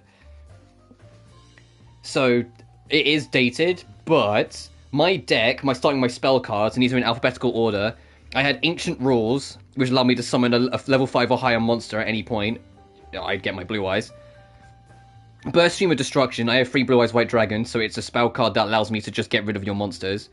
I had Double Summon, so I can do 2 summons. I had 2 Dragon Mirrors, which, once again, if Fusion summoned 1 Dragon-type monster from your extra deck by banishing Fusion materials listed on from the field or graveyard. So you lose the cards you summon completely, So if I get Neo Blue Eyes, all 3 of my Blue Eyes are gone completely because they're banished. But I've got Neo Blue Eyes. After Seacross, yeah, fair enough. Fires of Doomsday to basically protect my ass, which puts up 2 tokens to protect me. Mausoleum of the Emperor, because I'm a greedy bitch. Mausoleum of the Emperor means that I can sacrifice life points to summon monsters. For 5 and 6 star monsters, I use 1,000 life points. For 7 and 8 star, I use 2,000. And for 9 and 10, you use 3,000. Unless they have a special condition that stops it. Most 10 stars have a special condition that stops you being able to just summon them. 2 polys, because polymerization, you need to fuse something. 1 Raigeki, because I'm a motherfucker, and Raigeki isn't a banned card, it's limited, even to this day, which means you can only have 1 of them. Raigeki just gets rid of all your opponent's monsters, no questions asked, which is why it's limited, because what the fuck. You go cards in, folks. Here's some money, some reason. We hesitate when you got Pokemon. This one's in... Oh, jeez. I have Rush Recklessly, because I wanted something that's a bit more standard, which is 700 attack on your monster. Swords of Revealing Light! This one I use a lot. Unless the card gets dealt with, you have 3 turns of freedom, because no, you can't be attacked. The Seal of Orichalcos, because outside of the anime reference, I like the card. It's dangerous as shit, but I like it, and that's for my spell cards. For my trap cards, most of my trap cards, like, if you know Yu-Gi-Oh!, you know I'm a complete punk bitch for some of these. Oh, my nose is starting to run a bit more, because I'm leaning down to look at my cards. I have Bottomless Trap Hole. When an opponent summons a monster with 1500 or more attack, destroy that monster. And if you do it, banish it. Call of the Haunted, get me a monster out of the graveyard. Dimensional Prison. Activate once your opponent attacks you. Remove from play that monster. So I literally just put it away. I'm like, no, you don't have that monster anymore. Get rid of it. Draining Shield. Any damage I would have taken on that turn, I heal off instead. Dust Tornado. I can pick any spell or trap card you have and get rid of it. Magic Cylinder. Oh, the cunt one. Got it. If your opponent monster declares an attack, target the attacking monster, negate attack, and if you do, inflict damage to your opponent equal to it. If an enemy goes to attack you with 5,000, you just Magic Cylinder them and they take 5,000. Magic Jammer. Discard a card from your hand and negate the activation of a spell card. Special keyword, spell card. If it's a trap card, it won't fucking work. Mirror Force. Ah, the demon. Opponent attacks you, you get to destroy all their monsters for free. Negate attack, the most basic one, just get rid of an attack. Overwhelm, if you have a dragon card level 7 or higher, you can negate the activation of a trap card and have your monster just attack anyway. And that's it for my traps. Now for my monsters, I'll start with my standard. I don't know why we decided this, I've got so distracted doing this, but I've committed to it because I've got my whole deck out. My normal monsters, so these were just like standard, they didn't have anything special about them, was Angel Trumpeter, 3 Blue Eyes White Dragons, Charcoal Impachi, the Flame Veil Guard, 2 Luster Dragons, 2 Mechanical Chasers, the Dragon Dwelling in the Cave, the Wattal Dragon, and that's it for my normal monsters. For my special monsters, as in they have a bonus, or something tied to them, I have Assault Wyvern, which allows me to special summon an extra dragon, Blizzard Dragon, which once per turn I can target a monster your opponent controls, and I can make it so they are not allowed to go into defense mode. Dark Blade, the Captain of the Evil World. Once per turn, I can banish a dark monster from my graveyard, or lower light monster from your opponent controls, and I can equip this card. Defender the Magical Knight, because fucking defense. Xarian Universe, 2 of them actually. What was Xarian Universe? We'd have 2. During your battle step, if this card attacks a defense position monster, it will make it lose 400 attack, and if it does, it can inflict piercing damage, so it will hurt you anyway. Golem Dragon, because good luck breaking it. Here's my fucking card that I was... The whole reason why I got my deck out. Greed Quasar. This son of a bitch is so good. His attack and defense is dictated by his stars. For each star he has, his attack and defense go up by 300. 3, 4, 5, 6. He starts with 7 stars. He starts with 2100 attack and defense. It's like, okay, not as high as, like, 3000. Whatever. Every monster he destroys, he acquires their stars. If he kills a 3-star monster, he's now a 10-star monster. He kills another 3-star monster, he's now a 13-star monster. So the longer he's on the field, and the more he cleans up, the harder he becomes to deal with. The card's original attack and defense are equal to the level star times 300. The monster levels increase by the level of monsters it destroys in battle. So if I let this bitch loose for a while, eventually he's unstoppable. Lancer Dragonoot. if an opponent it attacks, its defense is lower than its attack, it will do inflicting. Poison Mummy, put the card in defense mode. When it's flipped, it gets 500 free damage. Slate Warrior, if you get to flip it, so you put it in defense mode and then get into attack mode. If you get to flip it, it gets a stat boost. Dragon Roller of Droplets. My 10-star is Wicked Dreadroot. Special summon this card cannot be normal, special, or set summon except by tributing 3 monsters. It halves the attack and defense of all monsters on the field except this card. Can you see why I like it? Tyrant Dragon. Wall of Illusion. Wall of Illusion's a bitch. You flip the card and now they have to get the opponent has to get rid of the monster they attack with it. And now for my special summons, the last pack. I have Blue Eyes Ultimate, because of course. I have Thirst of the Dragons. I have 3 Thirst of the Dragons, because this bitch is so easy to summon. I have the 5-headed dragon, because with my dragon mirrors and how many dragons I have in my deck, there's always a chance. And then I have Neo Blue Eyes Ultimate Dragon. And then my one Xyz card is Kane Gorgon, because it's the easiest one to summon, so it was easy enough for me to understand. And I also have Obelisk the Tormentor, but I have Obelisk the Tormentor as like my special bonus card. That's like I got this legit from like a lucky deck forever ago, so I keep hold of it, even though I don't usually use it in my deck. And if you're keeping count, you know that my deck is 50 cards big, which is not ideal. You can have anywhere between 40 to 60 cards, but it's usually in your best interest to have 40 cards, because then you're more likely to get the card you want sooner. But I always went for 50 card decks. I usually went bulkier so I could fuck around a bit more. Right, let me put my deck away again, and then I'll be back to the video game we're actually playing on this here stream. Do you have Red Eyes? And I love that bastard. I did, but when I started adopting, once I started adopting the Blue Eyes, I went from a Red Eyes person to a Blue Eyes person like overnight. I went from a Joey Wheeler to a Seto Kaiba overnight. And let me put this deck away.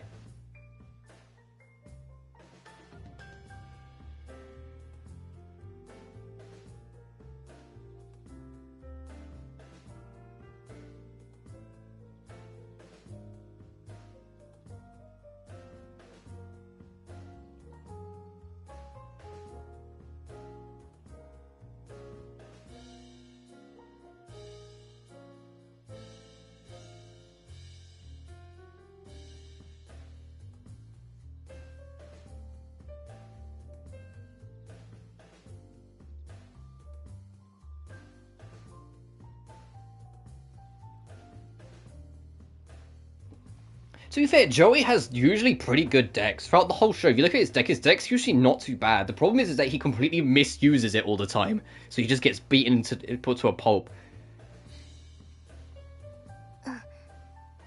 Yes, our only worry is Noen and our plan to reinitialize Eden. I might be counting chickens before they hatch, but what are we going to do after beating Noen? Also, what do you think about Pokemon Concierge? I think it looks adorable. My mum and I plan to watch it when it comes out. If it's the one I'm thinking of, where it's the claymation show, well, but it's like it's a Spice of Life show about like a Pokemon resort. If that's what you're talking about, my mum and I plan to watch that when it comes out together. It looks adorable. Maybe you can finally aim for. It wouldn't hurt to do so. Is that even viable? I already destroyed the 4th, and he was the one in charge of defining humanity.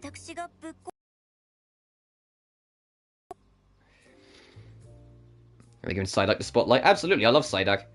I like the part in the trailer where he's hiding in the bush and she goes, Psyduck! And he just ducks his head back in. It's like, fuck this! I'm not putting up with you. And then it shows up later because it uses its psychic abilities when it gets a headache. Humans with the EXP converter. No, not yet, of course, since my ideal code is insufficient. But the definition Anthropos left behind is still distorted. If our converter is fooling the system, we would arguably be cheating. If becoming real humans that way was truly proper, from Eden's perspective, or the Deus Ex Machina. Oh, it's becoming humans that way truly proper. So my reading skills plummeted there. Yeah, Psyduck. In the latter case, no. Any decent Deus Ex Machina would have followed Noen and accepted Eden's reinitialization. When's Krabby gonna get a chance in the spotlight in Pokemon? Cookie. When's that gonna get a spotlight? But I'm not decent. I am a machine that was driven insane by Leben and follows its own heart. No, that is one way of saying you gained humanity. It doesn't have to be right, it can even be wrong. As long as we can keep spending our lives together, that's enough. Because the most important thing to me is you, my family. What an angel! If you're okay with it, then I have no objections, though I must ask. Just what is this driven insane by Leben business? It's about how I commanded her to follow her heart, using the power of the Chosen One. If you've gone cuckoo because of Leben, then she needs to take responsibility for that. That's right, get to it, Leben. I mean, sure, but where am I supposed to start? And just because I don't want to over-push it in my health, I'm not gonna... Oh, I'll do Bad Egg, just to see where that goes. I'm not gonna start the next main mission. After we've done these like, chatting bits, I will save and wrap up. And tomorrow we're doing more Crymachina. What was your relationship with Noe and Laika, Noah? Her policy of secrecy meant that we never had much to do with one another. Our temporary alliance earlier marked our first time interacting directly. I see. Then what about the first, Propator? In human terms, I'd compare Propator to a strict father whom you only see on weekends. Oh, that's one pure copium. But they keep on putting more dialogue in front of me. Kind of a weird analogy coming from you, but what do you mean by father? Propator is the Deus Ex Machina Originis, or genus, the first to manifest idea code and gain self-awareness. The foundational idea code that the rest of the Deus Ex Machina possess are all gifted by Propator. That, in a way, makes Propator apparent to us. So you were pretty close then. Propator would check in on our progress regularly to show us the way in many respects. In fact, it was Propator that taught us how invaluable humans were. How humans were kind beings who gave life to us machines, tenderly guiding us as they would their own children. That, we were told, is why it's so crucial that we love and obey humans and strive for their revival. Then Propator must be one stupid overseer. Why? Because most humans aren't worth a damn. Trusting them blindly is as dumb as it gets. Eden is Propator's responsibility, right? Then so are all of the problems this place has had so far. If Propator had noticed what Anthropos was up to, or stopped Lily, or been able to intercede without being lost, then you, the rest of the Deus Ex Machina, and all of us Eves wouldn't have had to go through such much pain and suffering, you know? What else could that be other than stupid? It's rare to hear you condemn a machine so bluntly, given how much you adore them. That doesn't mean I have to love every last one. And when it comes to Deus Ex Machina, Propator is clearly a bad egg. Don't you ever feel the same way? There's gotta be some level of hatred. Don't you just want to go apeshit? Don't you just want to go kick ass? That's what Leben's doing here. Never. If anything, I have a lot to be thankful for. I know you think most people are worthless, but you, Mikoto Army, all the humans around me are such good kids. And don't forget, I was only able to meet you, Leben, because Propator made you the chosen one. That has nothing to do with Propator. Thank yourself for being an angel.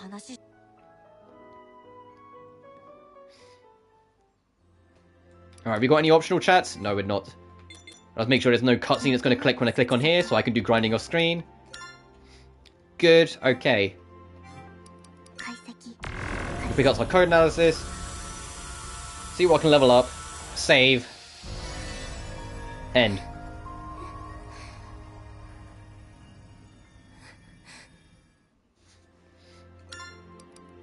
I wish analyzing code didn't have to make her cry every time.